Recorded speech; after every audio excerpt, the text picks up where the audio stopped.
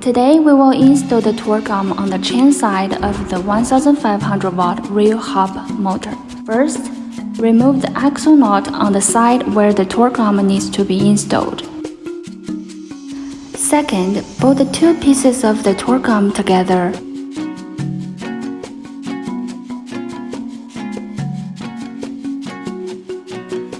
And slide them in and make sure the arm rests on the frame chain stays.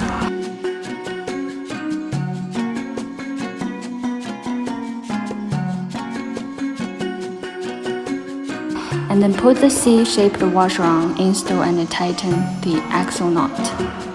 Third, pass the hose clip through the slot on the arm and tighten with a screwdriver.